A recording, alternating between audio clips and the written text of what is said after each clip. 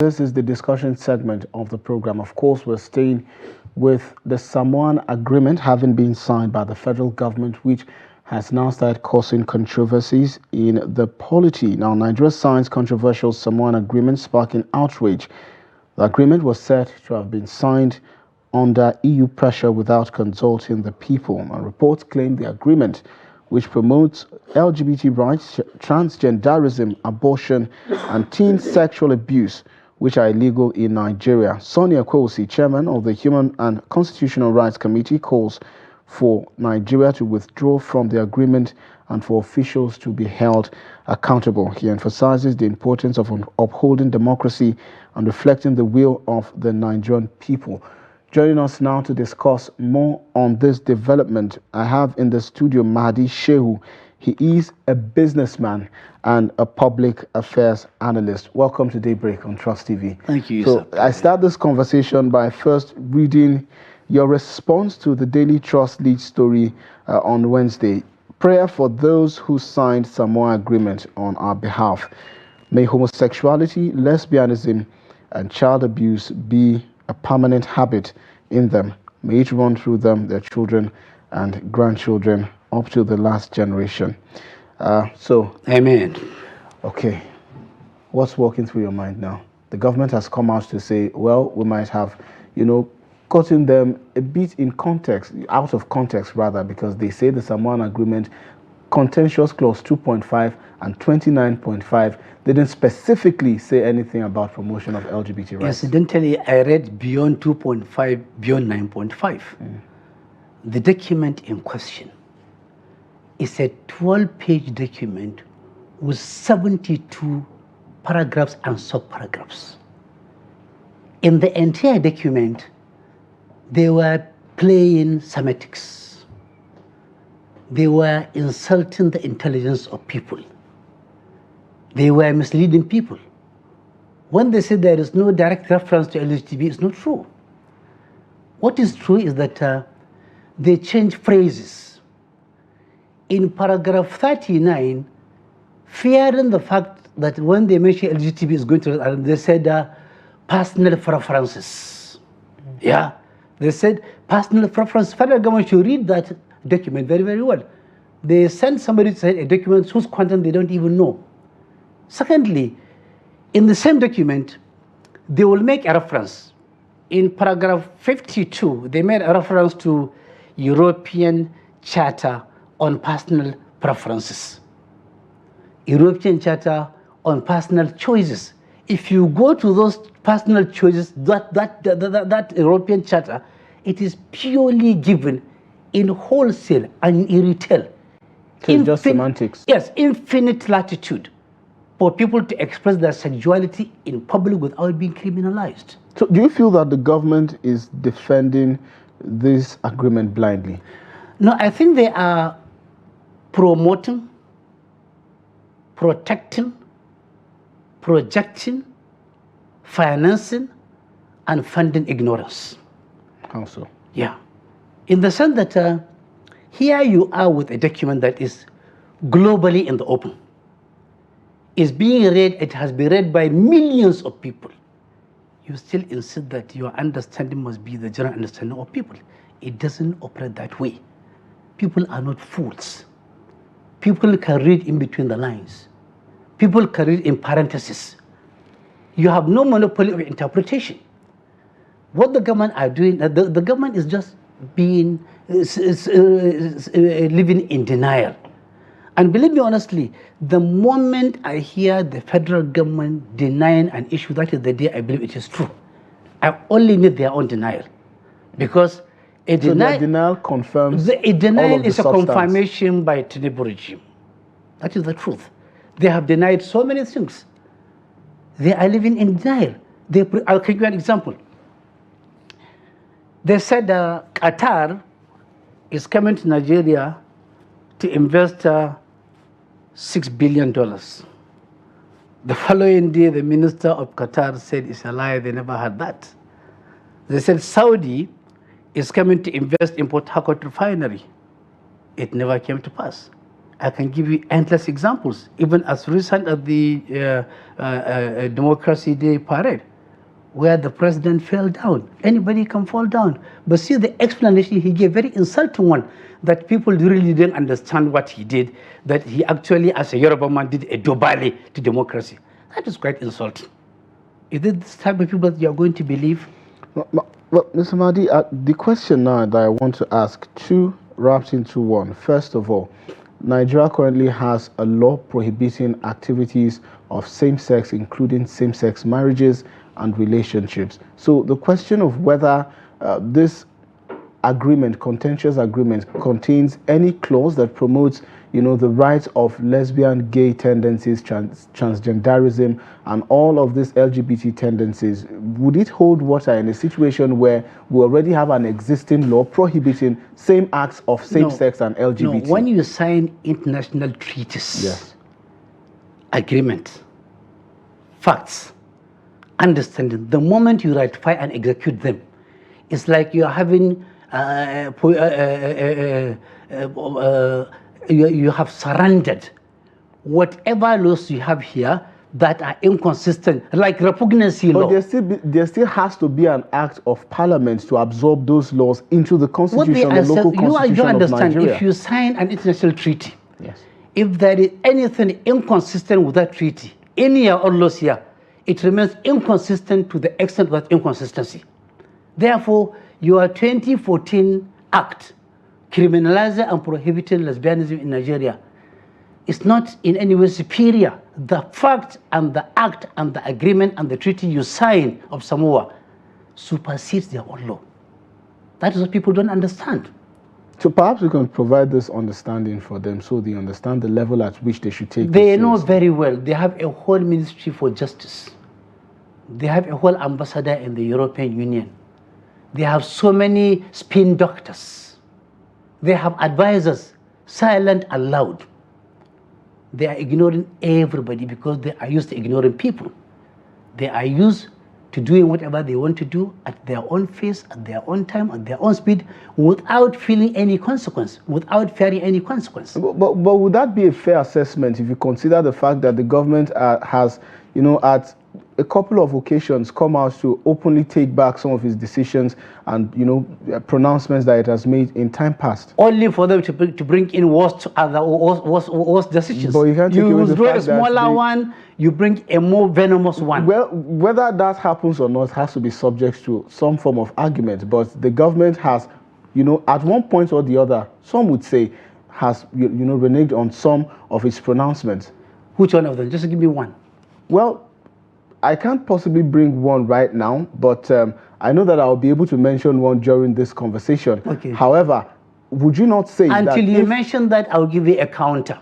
Okay. If they withdraw one item because of public outcry, the next 2-3 minutes they bring in more venomous one, more devastating one, with a more devastating effect. So an example would be the $800 million loan that was supposed to provide for palliatives for Nigerians, 50,000 naira. Well, there was 5,000 naira, sorry. There was an open uproar about, this loans and whether it's going to serve its purpose. And one way or the other, an act of parliament got that out of the way. So, see, Malay Sak, try to understand the way and manner this government operates. It operates in isolation of public opinion. Where you see the government responding to public opinion, it is for a particular purpose, for example, 5 billion naira was said to be allocated for students to access what? Student loan. 4 billion naira was allocated to construct garages for members of the National Assembly. 15 billion naira for renovating the Vice President's house. 15 billion naira to be spent in Lagos. Endless billions to be spent on the livelihood and lavish livelihood of members of the ruling class. Why don't they withdraw that? People have been complaining of these expenditures. They have not withdrawn them because so you feel it's selective withdrawal? Because they are being selective. I'm telling you, they are being selective. When you provide 5 billion naira to 43 million students, if everybody were to access that loan, each one will get 121 naira. But then you went and funded 98 billion naira subsidy for Hajj. Incidentally, we are happy that 98 billion naira is not a subject matter of fraud. So does that tell of the kind of people that, the kind of government that we have, or the kind of people that we have in a situation where we don't have the people clamoring for more provisions for the student loan, but rather supporting subsidy for Hajj? Well, maybe both. Maybe Okay. I quote you Achebe. Okay. Achebe in Arrow of God, talking about a character, said, believe me honestly, a god like Ulu led a priest like Ezulu to ruin himself. Or perhaps a priest like Ezulu led a god like Ulu to ruin himself. It has happened before. It takes two to tango. Indeed. When you have a docile community, a docile society, a society divided along ethnic and religious line, a society that doesn't think deeply, and you have a leader who will lump it over them, a leader who will take them for granted, a leader who will go into slumber, fully aware that even in his own sleep, nobody can attack him. That is the type of society you have in Nigeria. All right. Now, with regards to the student loan, I understand that at its particular point, the loan was raised from 5 billion in initial funding to about 35 billion. But then again, let's leave that conversation back to the conversation around No, the but Samoan. it's very important because with that loan, assuming it is even raised to 500 billion, it has now been reduced to zero yesterday. How? The Minister for Education came out yesterday and said government is going to open all public educational institutions for what? For foreign investors. So this is a conversation that we're definitely going to be touching at another time. But back to the Samoan agreement, what should Nigerians be doing right now? You are an open critique of signing this agreement. So what steps, legal steps, can Nigerians take to show that, you know, they are not satisfied and they want the government to take back or rescind its signature? I think they don't need to take any step. Okay. They don't need to. Because when I saw the headline and I saw the story, I saw the denial. I saw the Daily Trust cover story, which I believe wholeheartedly, in wholesale and in retail. I saw the denial of the Minister for Information. And the denial was fluid and evasive. And it means the minister didn't even read the document. If he had read the document very, very well, understood the document, his response would have been different. I saw the response of National Supreme Council for Islamic Affairs. They didn't even understand the whole issue. I said they were using semantics. They only read the face value of the document. They didn't read deeply. The manifest. Yeah, but when I saw it, I said, lo and behold, prayer answered. Which prayer has been answered? We have been saying that the Muslim ticket was an absolute deception. Yeah. This is happening. Issue of lesbianism, homosexuality is happening under what?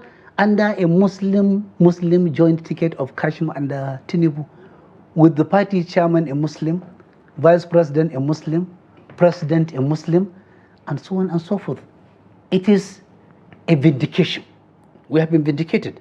Prior to the election, we said Muslim ticket is immoral, unconstitutional, illegal, and deceptive. But here we are under the same ticket. We are bringing something anti-Islam, anti-Christianity, and anti-morality. While we contend with all of this, this indeed is not the first time that the federal government officials would be accused of not knowing the contents of treaties and international agreements that they sign before signing them into law, and, you know, leaving the brunt to be bared by those who succeed them. You know, we remember sometime during President Muhammadu Buhari's tenure, the Minister for Transportation was also accused of not knowing the full content of the Chinese contracts that he signed, which led to the construction of the different railways across Nigeria. So what would you say to this behavior of these government officials not understanding the extent or fully getting a grasp of what they sign abroad? And as you know, there's been reports by the Daily Trust and other national dailies claiming that Nigerians are signees to a lot of treaties which we don't know the content of. It shows how much deeply in trouble we are. Where you have people who are presiding over people and resources, and they don't even know the elementary protocol of scrutinizing and querying a document before signing it. It tells you that one day they will sign the entire Nigerian geographical expression and surrender it as a collateral for them to go and collect money. That is how bad it is. It also tells you that people can aspire for power, but just wait. When they get it, or they grab it, or they snatch it, you will understand exactly what was the motive for their own desperation. The moment you see people signing all form of documents, left, right, and center, with right hand and with left hand, with the leg and the head, it means something is fundamentally wrong. We are in the wrong hands, at the wrong time, at the wrong place. And this is the biggest problem confronting the nation. We have no focus. There is no leadership. And nothing. We are just on limbo, if you like. We are on autopilot, so to speak. All right. Now, 27 EU countries, 79 Organization of African, Caribbean, Pacific countries, which is subject to domestic laws, all of whom may have signed this. Nigeria was the 73rd to sign this last Friday. Since November 2023, that's last year, this agreement has been causing all sorts of contentions, not just in Nigeria, but even in Caribbean, countries. Do you feel that this is just another guise by the EU, and of course by some have accused the EU of coercing Nigeria into this, but by international interest to force down and choke down this LGBT rights on not just African countries, but other countries that have failed, to mainstream these rights? Nobody can coerce you into writing a document, in signing a document that you don't believe in. They were attracted by the honeypot, the monetary value of 150 billion. But I have bad news for them. In paragraph 62, they said, unlike what it obtains previously, members who are signatory to this fact will not be able to draw down money at will, but that the assembly and the disbursement committee will determine as at when this money can be drawn down. So if the attraction is $150 billion, and this $150 billion is a pot, it's a pool where people will draw according to their own needs. So perhaps if you make an application looking for money for agriculture, they'll tell you no, we have for defense of personal preferences. So withdraw that money, pool. You must come and implement personal preferences, which is open gay and open lesbianism. And while your problem or the issue is not about open preferences. Your problem is that 40 million children are out of school. 135 million people are engulfed in multinational poverty in Nigeria. Teacher salary unpaid, gratuities unpaid. Over 79 million children are sitting on the floor in primary and secondary schools in Nigeria with no clean no clean water, no food, no shelter, no clothing, no future, no hope. You are hinging your hope on personal preferences, promoting immorality, indecency, absurdity, and broken promises in the political environment. So what options are available for the government at this point? The options are that government must stop living in denial. That is fundamental. They must acknowledge that all is not well in Nigeria. They must acknowledge that they are pushing people to a wall they cannot climb. They must acknowledge that they have lost the entire import and export of Section 2 of the Constitution dealing with fundamental objectives and direct principles of state policy. They have failed woefully because where lives are not protected, are not guaranteed, where a government cannot protect your life, your property, your dignity, your honor, you don't have government. What you have is people pretending to be in governance. All right, now this is coming at a point where Nigerians are contending with a host of issues. Particularly currently, there's an existing disagreement between the organized labor and the federal government, talking about coming up with a new minimum wage or a new living wage for Nigeria. Don't you think this sort of distracts Nigerians from what is most important in terms of, putting together and getting it right in terms of Nigeria's living conditions? Well, let's take even the issue of the minimum wage. Where you cannot be 250,000 naira living wage, You are dedicating 980 billion naira to replace a presidential and vice presidential jet. That is insulting to the psyche and the psychology of anybody who is, even the insane person will feel insulted. A case of misplaced priority, you think? A misplaced priority. When you cannot pay minimum wage, yet you are funding the First Lady's trip with 490 million naira to 3 countries. This is in the public domain. When you cannot pay 250,000 naira minimum wage, living wage, even 250,000 naira is too small. You are busy constructing 15 trillion naira highway, Lagos Calabar Coastal Highway. When you cannot pay 250,000, you are spending 3.7 billion naira within 10 days to provide spare tires for Villa vehicles. I mean, with this contradiction, you know that we are in trouble. Government must stand up. With 21 trillion naira loan collected within 1 year, with nothing to show for 21 trillion naira, it means we are in a deeper problem. What is important is that government must learn a lesson that every day could be for the thief, and surely one day will be for the owner. There had been regimes in the past all over the world who had performed woefully, and the documented history has shown how they ended and how the leaders ended. Nigeria will not be an exception to that rule. All right. Mahadi Shehu there talking to us on the occasion of the signing of the Samoan agreement by the minister. Well, we cannot say who exactly signed the agreement because that was not made public. However, Nigeria is now a signee to the Samoan agreement, and Mahadi Shehu, a businessman and a public affairs analyst, has been sharing his 2 cents on the developments and what it might mean for Nigerians, Nigeria, and of course our government, both home and of course abroad. Thank you so much for your perspectives. Thank you. I will definitely do hope to have you again, of course, as the conversation continues to unfold. And that's it for the discussion segment of Daybreak this morning.